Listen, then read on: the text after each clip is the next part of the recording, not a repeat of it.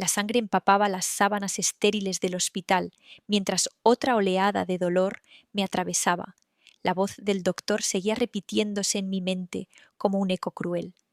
Lo siento, señora Winters, no hay latido. Su cuerpo ya ha comenzado a liberar a Gary 12 semanas. Había llegado a las 12 semanas antes de que el corazón de mi bebé dejara de latir. David me apretaba la mano, mientras mi cuerpo soportaba la angustia de soltarlo. Llevábamos 3 años intentándolo. Pasamos por 2 agotadores ciclos de fecundación in vitro. Este embarazo había sido nuestro milagro. Mi teléfono vibró en la mesita de noche. Entre lágrimas, miré hacia él. Era un mensaje de mi suegra. Patricia Winters, limpié tus joyas ridículas. La casa ya se ve mucho mejor. Adjunto fotos. Mis joyeros, vacíos. El cofre de caoba, heredado de mi madre, traído desde la India cuando se casó con mi padre, abandonado junto a los cubos de basura fuera de nuestra casa. David, susurré, mostrándole la pantalla. Su expresión se quedó sin color.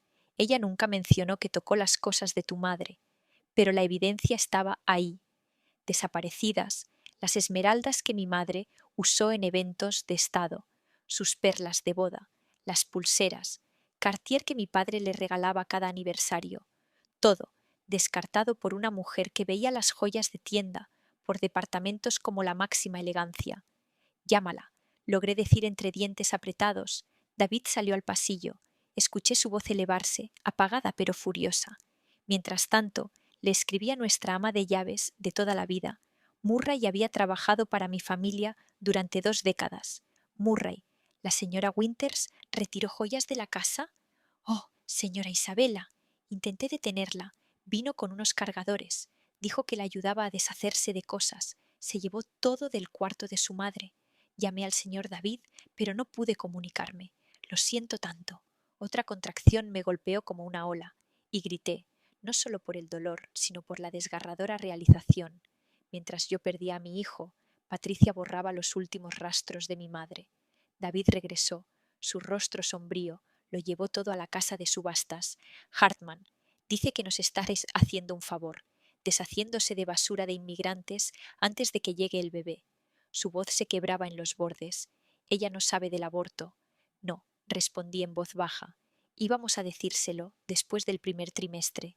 Ahora no hay nada que contar. La doctora Martínez entró a revisar mis signos vitales. Señora Winters, está progresando, pero puede tardar horas. ¿Hay algo que pueda hacer para aliviar el proceso? ¿Puede recomendarme un buen abogado? Pregunté con frialdad. Sus cejas se alzaron y luego bajaron al ver mi rostro. Las lágrimas, el teléfono. Los conflictos familiares en momentos de pérdida no son raros, dijo con suavidad, pero trate de concentrarse en sanar. Todo lo demás puede esperar, pero yo no podía esperar. Esas no eran solo joyas, eran el legado de mi madre. Había nacido de diplomáticos en Nueva Delhi. Se casó con mi padre estadounidense, cuando él era un joven oficial del servicio exterior. Durante 3 décadas vivió como esposa de embajador. Cada pieza de joyería guardaba un recuerdo de esos capítulos globales. David, ve a Hartmann's de Ten, la venta. Bella, no quiero dejarte.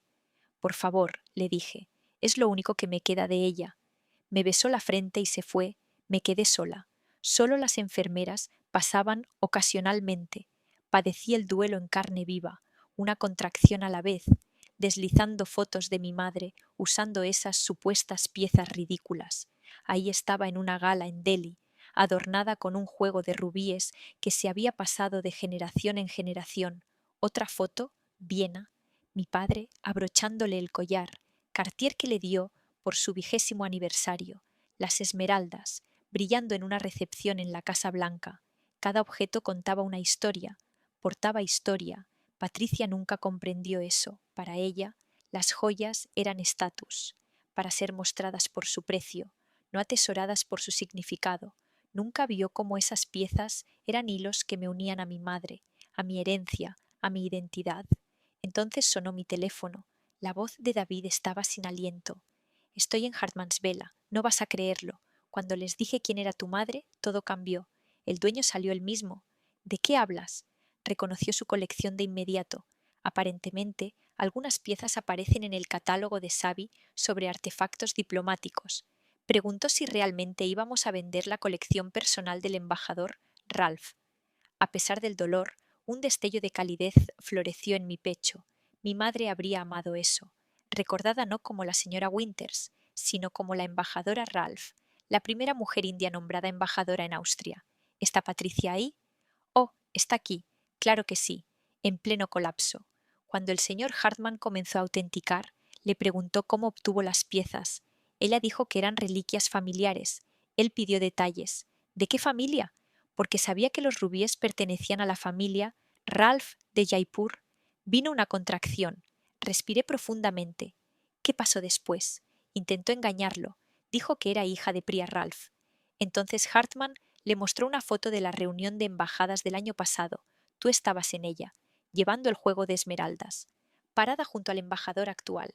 Te reconoció al instante. David, necesito que esas piezas regresen. Ya está hecho. Hartmann no las aceptará, ahora que sabe que fueron robadas. Va a llamar a la policía bella. Estima que la colección vale más de 2 millones. Solo los artículos Cartier son incalculables. 2 millones. Patricia metió $2 millones de legado en bolsas de basura, lo llamó chatarra, lo arrastró como si fueran desperdicios. Y hay más, dijo David Hartmann. Preguntó si eres hija de la embajadora Ralph, la misma que escribió ese libro sobre familias diplomáticas. Él tiene una primera edición firmada. Su hija lo usó para su tesis universitaria sobre identidad multicultural. Cerré los ojos, recordando las noches en que me sentaba en la mesa de la cocina escribiendo ese libro, mi madre a mi lado, guiándome con sus historias.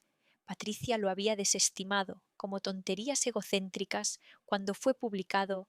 Dile que sí y agradécele por defender su legado. David bajó la voz.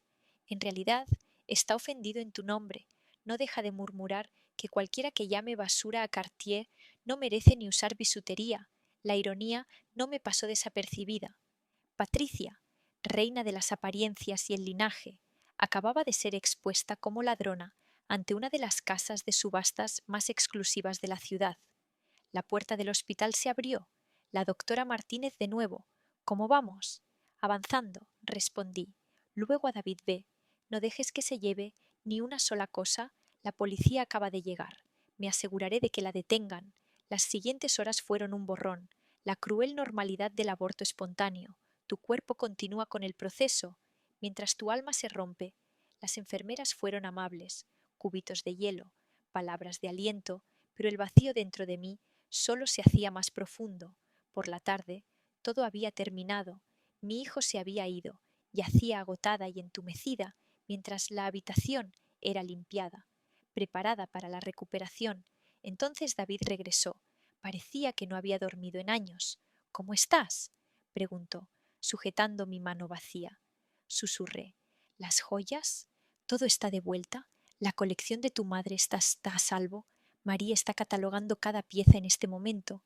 Pero, Bella, hay más.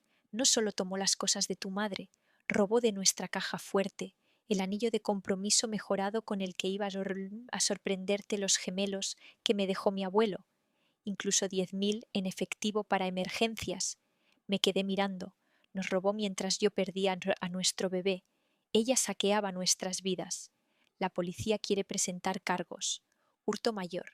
Dado el valor, Hartmann está listo para testificar. Y no es la primera vez.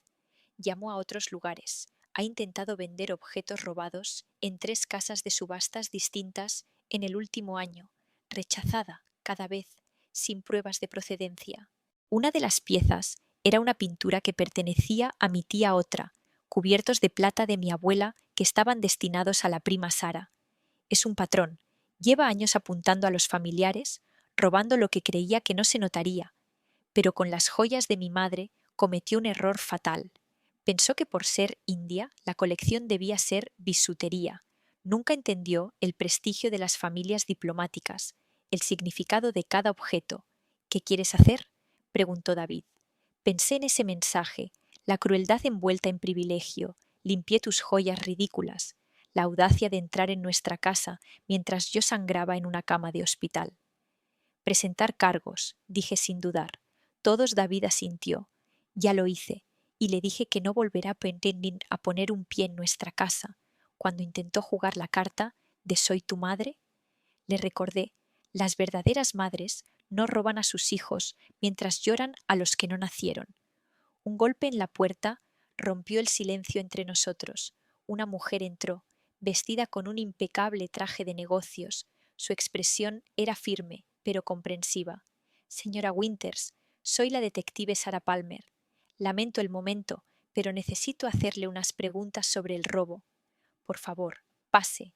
La detective Palmer tenía una profesionalidad tranquila que no carecía de empatía.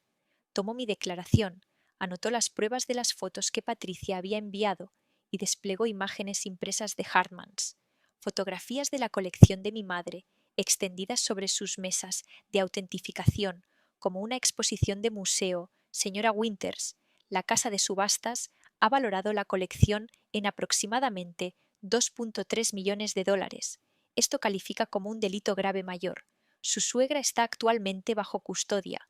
El rostro de David se congeló de asombro, se volvió violenta durante el interrogatorio, arrojó un pisapapeles al señor Hartman y lo acusó de formar parte de un complot de inmigrantes para incriminarla.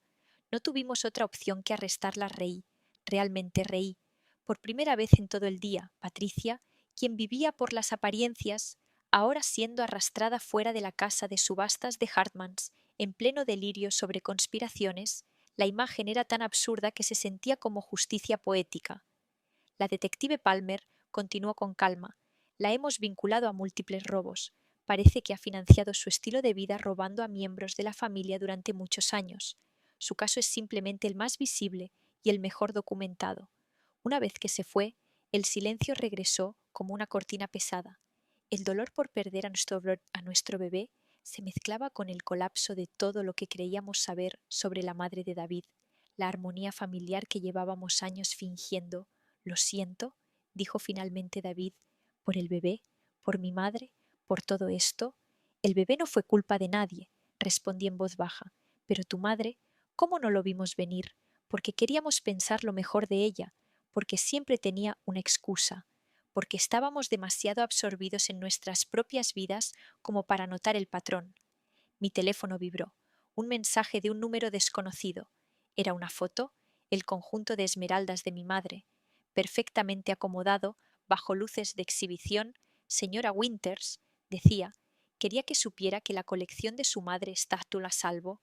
Estas piezas merecen ser preservadas, no solo por su valor monetario, sino por su legado histórico y cultural.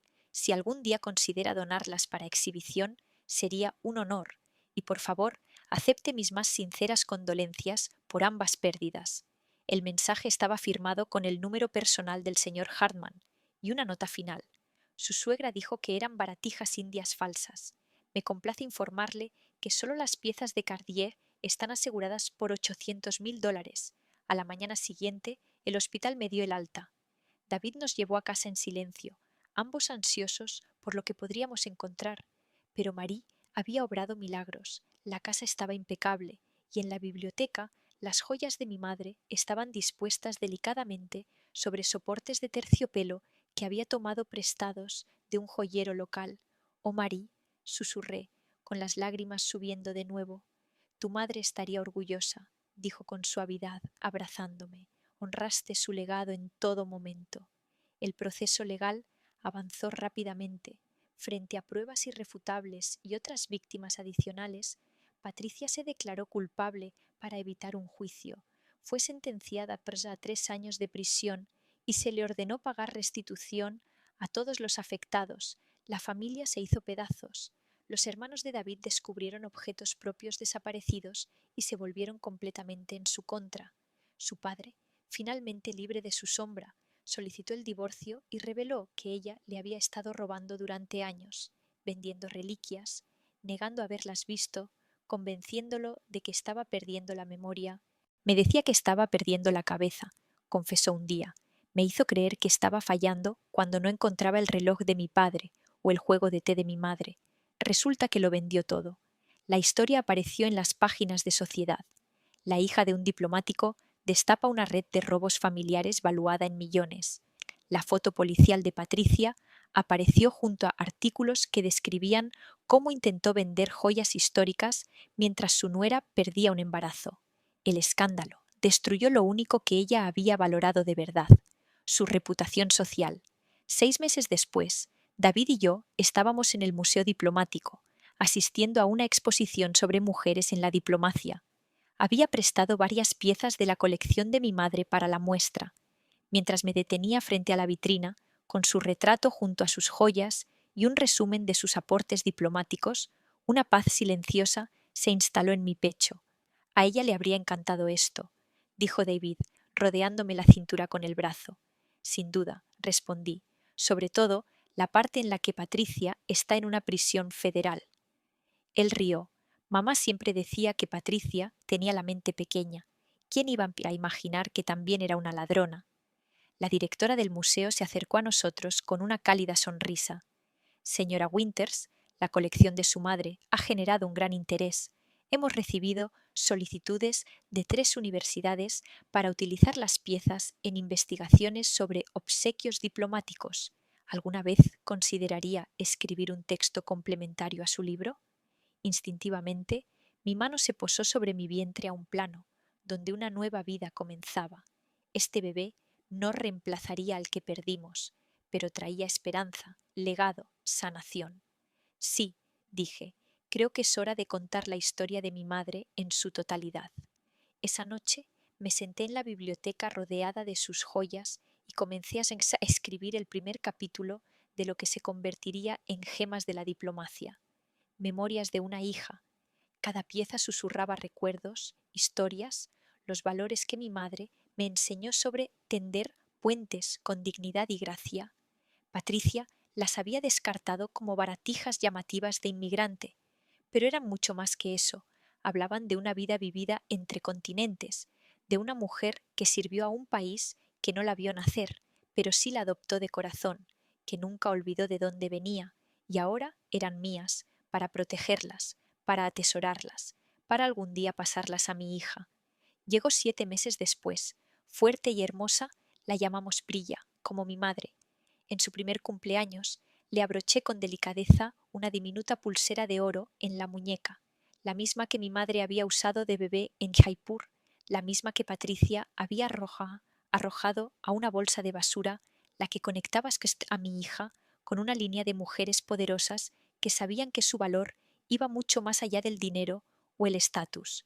Patricia ahora pasa sus días en una prisión de mínima seguridad, escribiendo cartas que nadie lee. La mujer que vivía para la imagen ahora es infame por haber robado a su nuera en duelo. Ningún nivel de ascenso social puede borrar esa vergüenza, y en algún lugar, me gusta creer, mi madre se está riendo, porque al final fueron sus supuestas joyas horteras las que revelaron quién había sido la verdadera basura todo ese tiempo,